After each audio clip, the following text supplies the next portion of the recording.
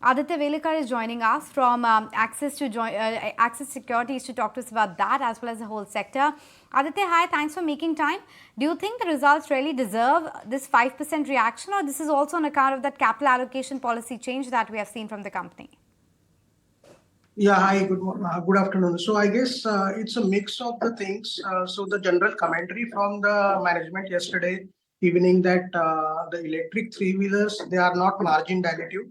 That's number one. Then they are expanding their premium motorcycle portfolio, that is Triumph.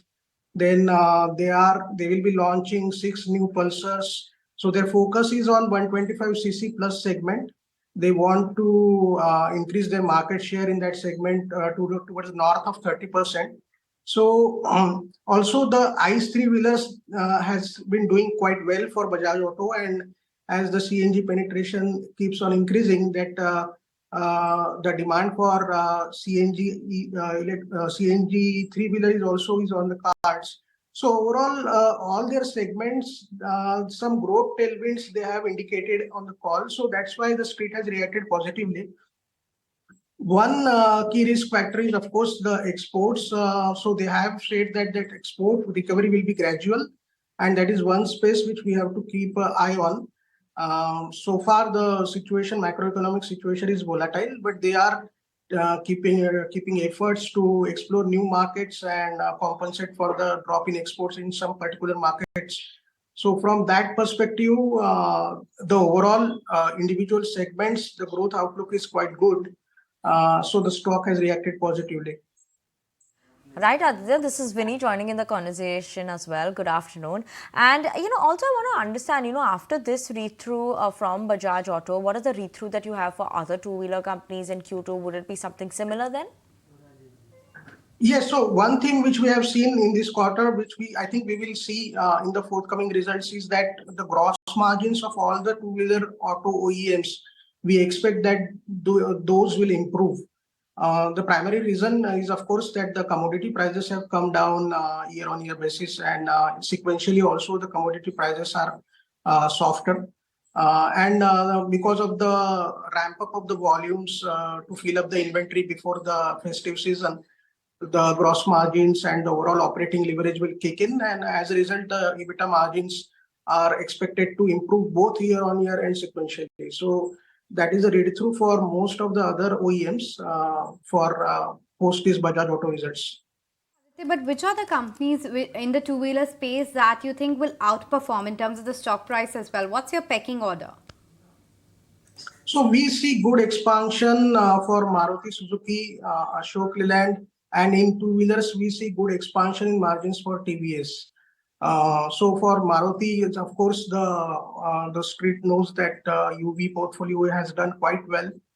And because of that, their EBITDA margins are expected to expand. Similar for Ashok Leyland, their volumes have improved quite well. And of course, their margins have been in the increasing trend. They are gaining market share. So this quarter also, we expect that the Ashok Leyland margins will expand at a higher quantum. And TVS, once again, is doing well.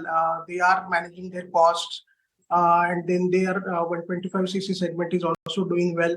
Their exports have picked up in this quarter. So based on that, the premiumization story. And of course, the electric vehicle is doing well. And despite of the ramp up in the electric vehicle, the impact on the margins is not being felt. So from two-wheelers, TVS also we can see margin expansion both on QOQ and sequential basis. Okay, and lastly, before I let you go, Aditya, wanted your sense regarding the fact that, last couple of years, it was all about M&M and Tata Motors. We have seen a massive re-rating in these two counters over the last 12 to 18 months. Going forward, do you think the outperformance from these stocks will continue, or it's time now that it's going to churn a bit and the underperformers, per se, or Maruti and even to some extent TVS for that matter, they will be the outperformers? Or rather than TVS, let's put Bajaj Auto in that picture. I think street has already given a thumbs up to TVS and the stock has rallied quite a bit.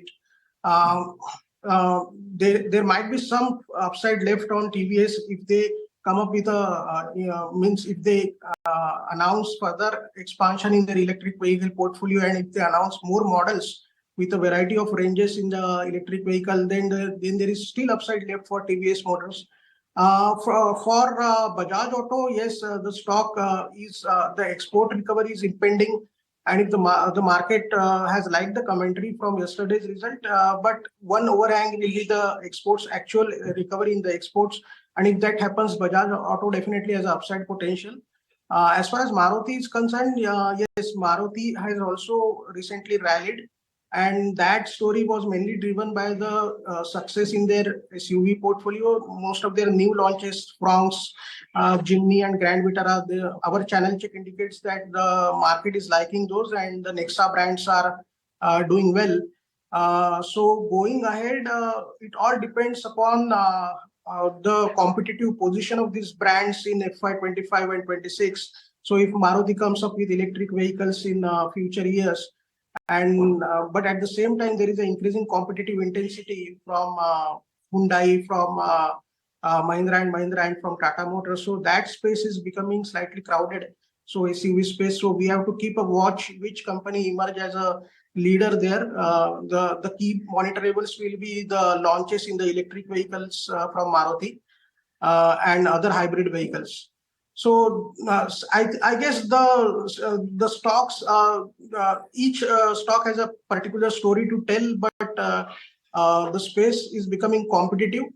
So we have to see which technology and which product positions themselves much better, and which emerges the best. Okay, thank you so much, Aditya, for joining in with us this afternoon on ET Now, giving us a read through on the whole auto space and auto sector as well.